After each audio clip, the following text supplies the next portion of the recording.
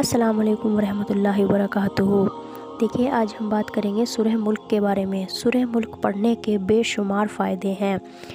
دیکھیے قرآن پاک کی ایک آیت ہے سورہ ملک۔ اس آیت کو پڑھنے سے ہر مشکل دور ہو جاتی ہے، ہر گناہ اللہ تعالیٰ معاف فرما دیتا ہے۔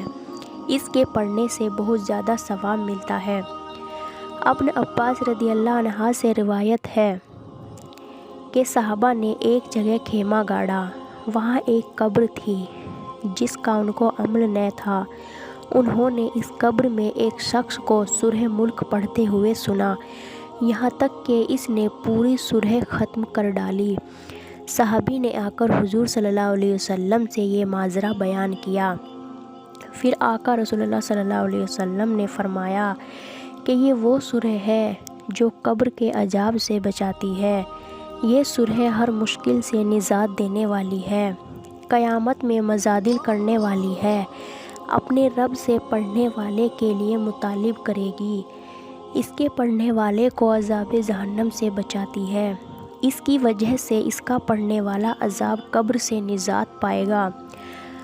حضرت ابو ہریرہ رضی اللہ عنہ سے روایت ہے کہ رسول اللہ صلی اللہ علیہ وسلم نے فرمایا، قرآن مجید کی ایک سورہ 3 آیتوں والی ہے، اس نے میری امت کے ایک شخص کو سفارش کی اور اللہ نے اس کی مغفرت فرما دی۔ یہ سورہ تبارک ہے، جس نے رات میں یہ سورہ پڑھی، اس نے سب سے عمدہ اور بہتر چیز کی قرأت کی۔ دیکھیے سورہ ملک کو ہر روز پڑھنا چاہیے۔ صبح فجر کے بعد پڑھ لیں یا شام کو عشاء کے بعد پڑھ لیں۔ اسے پڑھنے سے قبر کے عذاب سے ہمیں نجات ملے گی۔ جو عذاب قبر میں ہوگا اس میں ہماری آسانی ہوگی۔ قبر میں جو سوال جواب ہم سے پوچھے جائیں گے اس میں ہمیں آسانی ہوگی۔ اللہ تعالیٰ ہم سب کو اس سورہ کو پڑھنے کی توفیق عطا فرمائے، آمین۔